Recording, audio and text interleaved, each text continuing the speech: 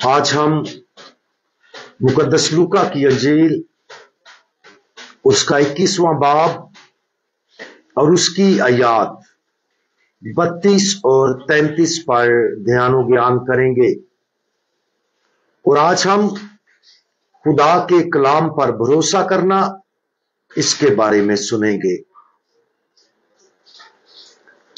मैं तुमसे सच कहता हूं कि जब तक सब कुछ ना हो ले ये नस्ल हरगिज ना गुजरेगी। आसमान और जमीन टल जाएंगे मगर मेरी बातें कभी ना टलेंगी।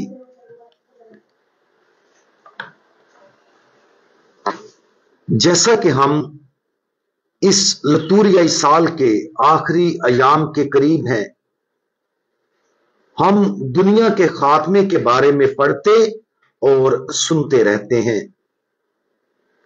आज की अंजील मुकद्दस में हम पढ़ते हैं कि आसमान और जमीन जैसे वो इस वक्त मौजूदा हालत में हैं खत्म हो जाएंगे। और ये हम सब के लिए एक बहुत ही गौरतलब बात है। हम जानते हैं कि जिंदगी तब्दीलियों से भरी हुई है। कहा जाता है कि बाकी सब कुछ बदल जाता है, लेकिन एक चीज जो कभी तब्दील नहीं होती वो तब्दीली बजाते खुद है। लेकिन जब जमीन की बात आती है तो ये यकीन करना मुश्किल है कि ये एक दिन खत्म हो जाएगी। कुछ साइंसदानों का ख्याल है कि जमीन 4.5 अरब साल से मौजूद है। ये एक तवील वक्त है। जैसा कि हम आज जानते हैं कि खुदावंद यीशु मसीह ने इस जमीन के खात्मे की पेशन गोई की थी। अब इस हकीकत पर गौर करें कि सिर्फ खुदा ही जानता है कि यह कब होगा। आसमान जैसा कि यह आज मौजूद है, खुदावंद यीशु मसीह की तरफ से इसके भी टल जाने की पेशन गोई की गई है।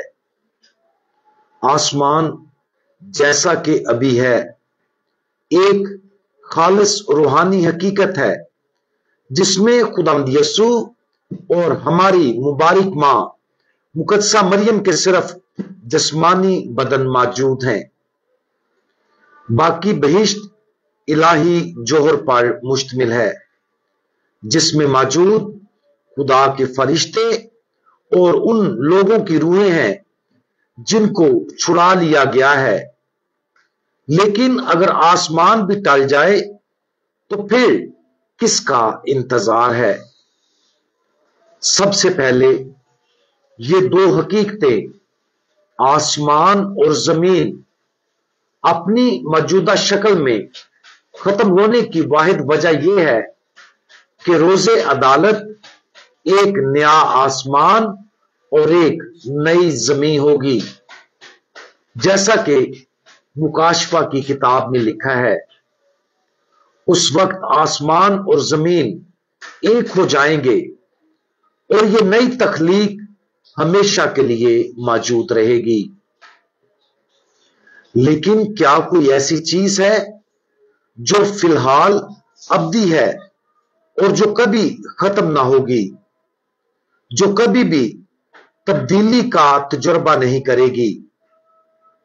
हम इंसानों को मुर्दों के जी उठने पर तब्दील कर दिया जाएगा। फरिश्ते एक नए घर का सामना करेंगे और खुदा बाप एक नई और मुस्तकिल बादशाही कायम करेगा। लेकिन खुदावंद यीशु मसीह की आज की तालीम के मुताबिक एक चीज जो बाकी रहेगी वो खुदावंद यीशु मसीह की बातें हैं। मेरी बातें कभी ना टलेंगी। एक बार फिर ये गौर करने के काबिल है। तब्दीली और गैर यकीनी सूरत हाल से भरी दुनिया में हमें किसी ना किसी तरह के इस्तेहकाम की जरूरत है। और वो इस्तेहकाम खुदा के कलाम में पाई जाने वाली सच्चाई है। खुदा का कलाम जैसा कि हम पर सहीफों के जरिए नाजिल हुआ है, हमारी चट्टान की बुनियाद बनना चाहिए जिस पर हमारी सारी जिंदगी कायम और मौजूद है।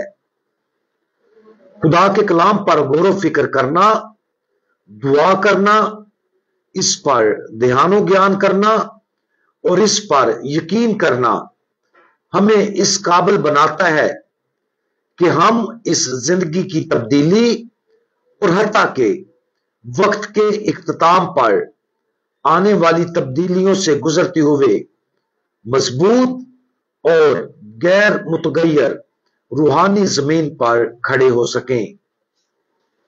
अगरचे ये फितरत में कुछ पुर इसरार मालूम होता है, लेकिन ये समझने और यकीन करने के लिए एक मददगार सच्चाई है। खुदावंद यीशु मसीह की बातों के अलावा सब कुछ खत्म हो जाएगा।